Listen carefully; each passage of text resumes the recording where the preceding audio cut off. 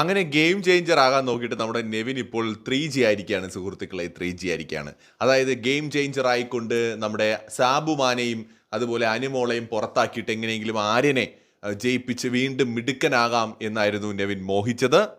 പക്ഷേ നെവിൻ്റെ ഇമാതിരി പരിപാടിയിലൊന്നും രണ്ടുപേരും വീണില്ല. കുത്തി അവിടെ അങ്ങ് ഇരുന്നു. നെവിൻ എന്നിപ്പോൾ എന്തായാലും പെട്ടു എന്നും പറഞ്ഞിട്ട് അനുമോളും സാബു അവിടെ കുത്തിയിരുന്നു. ടാസ്ക് മുന്നോട്ട് പോകില്ല എന്ന് മനസ്സിലായപ്പോൾ അതുവരെ മിണ്ടാതിരുന്ന ബോസണ്ണൻ നൈസിനെ അല്ല ക്യാപ്റ്റൻ നോക്കിക്കോണം പ്രോപ്പറായിട്ട് ക്യാപ്റ്റൻസി ടാസ്ക് നടക്കുന്നുണ്ടോ എന്ന്. ബിഗ് ബോസും പ്രതീക്ഷിച്ചു കേട്ടാ, നെവിൻ എന്തെങ്കിലും ചെയ്തിട്ട് ആർക്കെങ്കിലും ഒരാളെ അതിൽ നിന്ന് വേർപെടുത്താൻ കഴിഞ്ഞാൽ നന്നായല്ലോ. സാബുവോ അല്ലെങ്കിൽ ഈ പറയുന്ന അനുമോളോ ആരെങ്കിലും ഒരാൾ പോകുന്നെങ്കിൽ പോട്ടെ എന്ന് ബോസണ്ണനും പ്രതീക്ഷിച്ചു എന്ന് എനിക്ക് തോന്നുന്നു. കുറച്ചു നേരമായിട്ടും ഒരു രക്ഷയില്ല, പിള്ളേരെ ഒരേ ഇരിപ്പ് അവിടെ കയറി അങ്ങ് ഇരുന്നു. നെവിൻ്റെ പുറത്ത് കയറി കിടക്കാനൊക്കെ തുടങ്ങി. അങ്ങനെ വന്നപ്പോൾ ബോസണ്ണന് മനസ്സിലായി ഇവിടെ ഇങ്ങനെ കയറി കിടക്കുകയാണെങ്കിൽ ഇനി ടാസ്കും കൊടുക്കാൻ പറ്റൂല, കിച്ചണിലാണ് കയറി കിടക്കുന്നത്, സംഗതി മുന്നോട്ട് നീങ്ങൂല. അപ്പോൾ ബോസണ്ണൻ നൈസിനെ വിളിച്ച് പറഞ്ഞു, അതായത് ക്യാപ്റ്റൻ ആദിലയുടെ ഉത്തരവാദിത്വമാണ് ക്യാപ്റ്റൻസി ടാസ്ക് കൃത്യമായിട്ട് നടക്കുന്നുണ്ടോ എന്ന് ഉറപ്പുവരുത്തേണ്ടത് എന്ന് ബോസണ്ണൻ പറഞ്ഞു. അപ്പോൾ അത്രയും നേരം ബോസണ്ണൻ മിണ്ടാതെ ഇരുന്നു.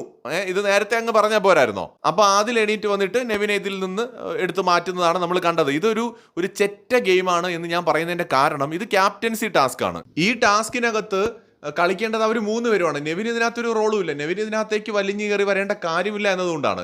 സംഗതി ബോറാണ്, ശരിയാണ്. ആര്യനും അതുപോലെ അനുമോളും സാബുവും കൂടെ ഉള്ള ഈ ടാസ്ക് കുറച്ച് ബോറായിരുന്നു ലൈവിൽ. നെവിൻ വന്നതിന് ശേഷം വേറൊരു ലെവലിലേക്ക് ഗെയിം പോയി, എല്ലാം ശരിയാണ്.